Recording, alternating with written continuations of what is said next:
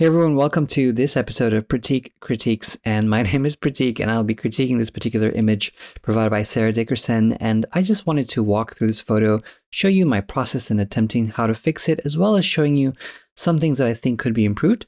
And Sarah graciously supplied this image because she's going to be submitting this for a contest and wanted the best overall possible chance in order to get the best results. Now, let me just show you the after, and then you can judge whether or not you want to see the whole critique here. But this is the after and this is the before, and I only did it through my typical workflow. I'm going to be showing you and demonstrating some of how I do it as well. But for the most part, I'll also link in the description the tutorials that I use, or I should say that I've created in order to accomplish skin work. I love working on skin. It's my specialty and my obsession.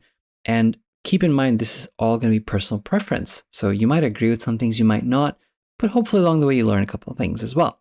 So first of all, when I kind of looked at this photograph, I saw that there were a couple of issues that I thought could be improved. The first and foremost is this area here. Let me just change my cursor so you can see this area here, which has a lot of variable colors as well as different textures and light patterns. So this was a tough one, but I was able to take care of that. The next one's going to be a couple of these bumps and blemishes here that I wanted to tackle without really displacing a lot of skin texture. And that is something that I want to always honor, is the skin texture of the file as much as possible. The other aspect that I also saw around this particular image is going to be some of the lines here, just a little bit, as well as on the lips, a little bit dry. So all in all, we had our work cut out for us, but we were able to do quite a bit. One thing that I also wasn't able to get when I finished my work was some of the ear, which I would still go back and do a little bit more of. So let's just go ahead and take a look at this first layer here, which I rightfully didn't name, but it's going to be our healing and cloning. Now, if I turn that on, you'll see that, let me just hold Option and click on the eye itself where you can see the work that I did, where I basically was able to just kind of go around and remove some of those blemishes. Let's zoom in here and take a look so you see firsthand what I'm talking about. These bumps here in the nose, they often might happen because of clogged pores, things like that, and that can be easily removed. I used a healing brush and not a clone brush, and just went around the skin kind of like removing it. Let me just show you really quickly what I did. I added a blank layer here. I used my standard healing brush, and then what I did was I used a fairly relatively decent size, enough to kind of get rid of blemishes. And then I would use Option or Alt on my keyboard if you're using a Mac or PC. I'm using a Mac, so I use Option. And then I sample near a blemish, and I just kind of go in there and remove them bit by bit. And as I did that, and as I go through, I'm resampling and kind of removing, what it is I'm going for. So I went around and did that, took care of these bumps here like that. Did the same across the image. And just like that, if I turn this on and off, you can see all the work that I did. I also got rid of this hair partially. I would go back actually and remove this now that I look at it again. Let's see what else here. So I'm going to turn this on and off. Whoops, wrong one. You can see I also did some there on the brow line. I also got rid of the hair up top here. You can see that's not removed, which just gives this overall appearance of a nice even texture. In this stage, I'm not really focusing on any blotchiness. I'm just focusing on trying to get rid of some of these bumps and blemishes here. I actually would probably even go back and get rid of this guy here. Actually, let me not do that yet, because I know that I did some dodge and burn work, and I don't want to mess up those results because they combine with my healing work. But just as a mental note, that's what I'm looking at. One other thing that I'd probably also do is get rid of these lines as well a little bit more. But we can also do that afterwards too. Nothing is lost because I'm working non-destructively here. Everything is easily adjustable. This also gives you a good look into like really how far to go at this stage, and really not something to, and what not to worry about and what to be concerned with. So you can see this whole area is still an issue, which is no problem, because in the next step here, I did my dodge and burn work, and I'm going to actually go ahead and turn this group on and turn this black and white layer on here, this is going to be basically a solid color adjustment layer set to black and set to the color blend mode. And so when I go ahead and go to these blank layers here, you can see that I have a couple of layers here that I've worked on. I also have this curves adjustment layer here. And these are the two, let me just break these down one by one here so we're not going to get lost. So if I turn this on and off, this basically is a majority of my work. This was as you can see, a curve with a black mask, and I was able to just paint with a white brush in a very low flow.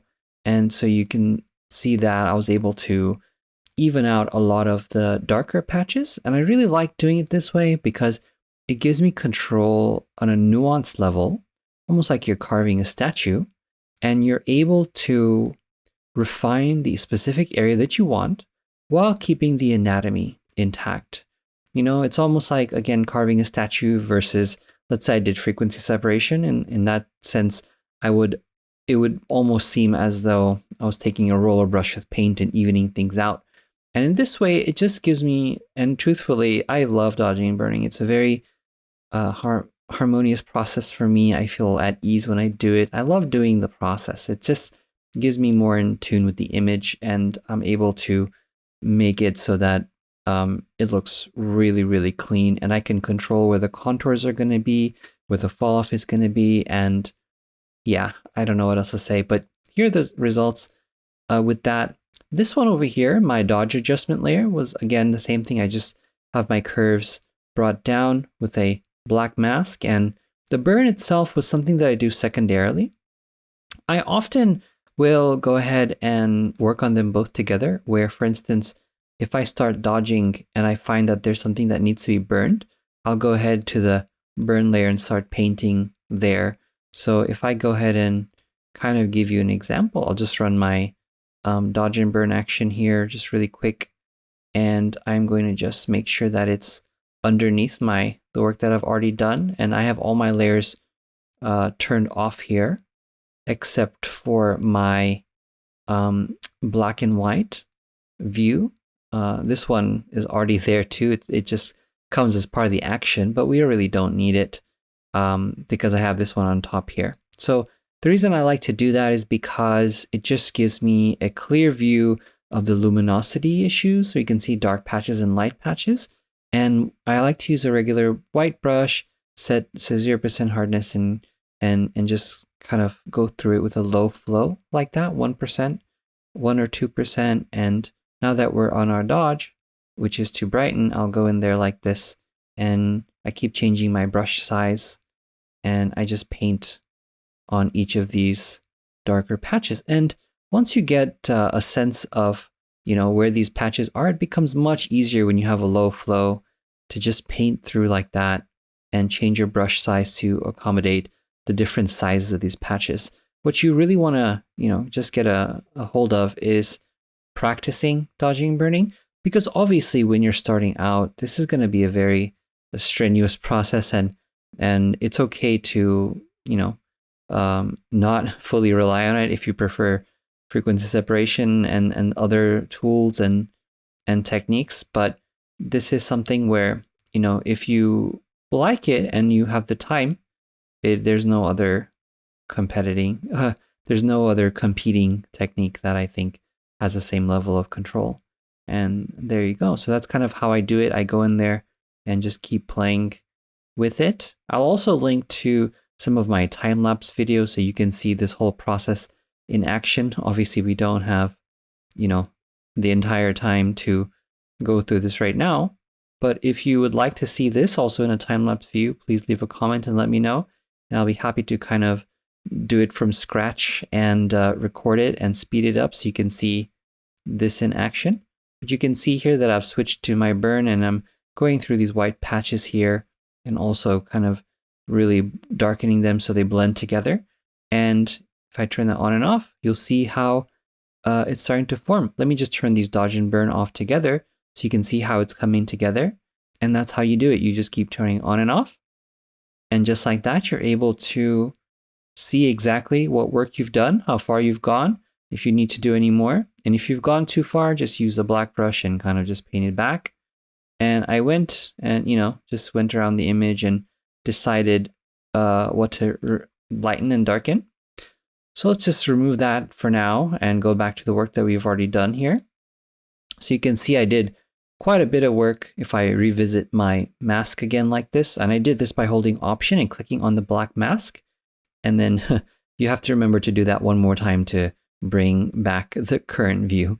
Otherwise you'll get stuck on the mask. So you can see that's my work. And I turn this on and off. And that's how I did that. And these actions are in my retouching series as well. These ones here, these ones are by my wife, Bella, who sells color grading actions. Very, very intricate, but we didn't use it here. And same thing with my burn. You notice that I was able to fill in the white areas. And then just like that, I think it looked really good. I like doing it in black and white because if you did it in color, you would really get distracted by how different these colors are. So I prefer just keeping it black and white to dodge and burn. It makes it much easier. Next, I have this blank layer set to soft light, and I just use black or white to paint and really darken some of these brighter areas. And I also had this one more layer here. This was just a healing layer. And the reason I have that there is now that my dodge and burn is done, you can see I was able to, heal or clone away some of these other bits that I thought needed to be taken care of. And granted, this is all personal, very subjective. You might not want to remove some things and you might want to remove others. One thing I also didn't get a chance to do here with my dodge and burn is actually work on the ear. That is something that I would go back and work on a little bit more, just because I can clearly see that it's not perfect yet. And I'm just going to go in here like that and use my dodge and burn. And I'm on my dodge now and just make sure that everything is looking even. And obviously there's nothing wrong with any tool or technique you want to use to get here. I just hope that by looking at what I'm doing and seeing the things that I'm seeing, that it can also help you better your vision for witnessing some things that you might normally miss. And that's what these videos are really about. It's just being able to take the time to witness how other people work, get an inside view, and hopefully it just kind of passes on. So just like that, I have, worked on the ear just a little bit. Nothing too crazy, but enough to blend it in a little bit better. Now I'm going to go and turn off my color fill layer here because we're going to get to our other sections. Now, once I've done my dodge and burn, I'm going to go ahead and try my contour. And one last thing I want to say here is that with this particular image, I think if you tried frequency separation, it might be a little bit difficult because you're going to be displacing a lot of color since there's a lot to fix, and it might just look too flat. But I don't know, maybe it might be fine. And maybe my dodge and burn went too far. But one thing I do like about this is, let's say that, you did go too far. I could just pull back the opacity at any time to bring back some of that more natural and authentic transition here on the skin. So it's all really up to you, but that gives you an idea of how to control that. Next thing I did was a contour group. And what that is more of the same thing. It's more dodge and burn. However, let me just turn it on and off for you. So what that was I just added a little bit more shape because I noticed that air was getting a bit too flat. So with my burn, it's very, very subtle, but I was able to darken that little bit of that cheek so the cheekbone can kind of pop off, especially because there was color here. So I figured when you have color added to the cheekbone like that with a blush, there's an implication here that they want the cheekbones to pop a little bit. So, and with this dodge here, I was able to kind of brighten up this part just slightly. And that's why I like leaving them separate, because you can then decide to, reshape some of the face if you want. And if you're like, wait a second, I think I want to dodge a little bit more, perhaps a little bit more contouring to get more dimension there from the cheekbone, you can do that. So very optional. And I thought that's pretty cool. I actually kind of like that. So let's go ahead and keep that for a second. Next thing I want to do here, and finally the last step for me typically, is going to be evening out the color tones. And let me show you what I mean by that. So clearly right now, things are a bit even, the skin's even, except for the colors of the skin. You can see the bit of desaturation here. You can see the redness here. And when I turn on the skin tone layer, the colors start to harmonize a little bit more. Again, I think for some reason, maybe I didn't finish it, but I would also try and fix a little bit of that ear as well. Perhaps I will do that later, but just to give you an idea, you can just go in there. Probably I'm going to have to use another layer because that's not the right layer for it. I want to desaturate the reds a little bit, but I think the reason I didn't do it is because if I did, it would be kind of a giveaway because ears themselves aren't always similar in color. But if I wanted to fix that, I would also just add a blank layer, set to the color blend mode.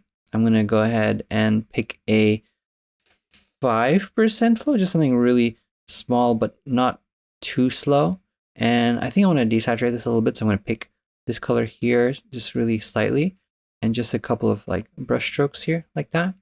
And let's zoom out here for perspective, turn that on and off. I think that looks pretty good. I'm going to reduce the opacity a little bit so it's not too even. I think that looks good. That looks pretty good. I'll just call this ear color for now. But let's talk about this layer here. Now what this layer here is a gradient map. It's a skin tone gradient map. And what it allows me to do is keep an even skin tone. And I can decide what that's going to be. I actually used my plugin called Infinite Unify. And the way this works is, oops, what's that about?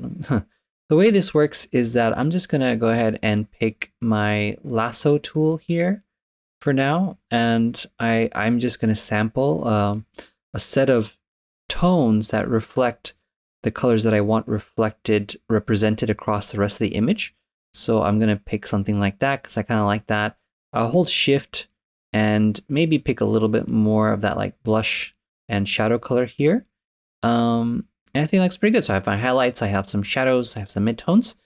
And then I only have this icon selected. And what that allows me to do is create a black mask with the gradient map it generates. And then I just click on create. And then what it does is analyze it. It goes, oh, those are the tones you like?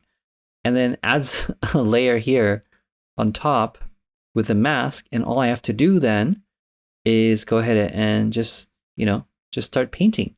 And it ends up evening out, as you see, the colors based on whatever colors that you picked.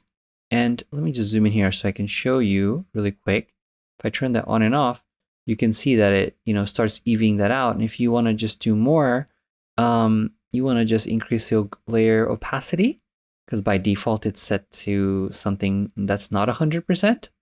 And if it is, that's perfect. But you can see here, if I right click on the create button, my opacity for the group or the layer that it generates is by default 43%, because I like to keep some of that normal tone coming through usually, but you can always adjust that based on the image that you're working on. And I think for this example, something higher looked good, like 60% or so. You can see it just like blends in better. All those different tones kind of harmonize. And that's the goal you want. You don't want to be 100% perfect. And if you want, you can just increase the opacity to 100% and or not, depending on what you want to do. But leaving a little bit of that natural undercolor is nice. And this just allows me to quickly, just kind of paint across what I want to do. And I can also brush across the rest of the image, like just to see if anything else is off. So for instance, under the eye, as I brush with a white brush, it just adds a little bit of that color where there wasn't any. And you might not even have noticed. But that's what the beauty of this layer is. If there's something that doesn't really need to be adjusted, then it won't change very much. But if something is off color-wise, then it will actually just correct it. And that's really it. You could do this manually as well if you want to. You can create a gradient map, gradient map adjustment layer.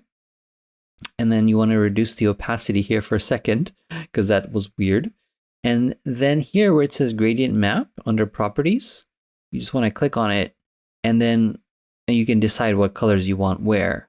But the issue here is that it might not be perfect or precise.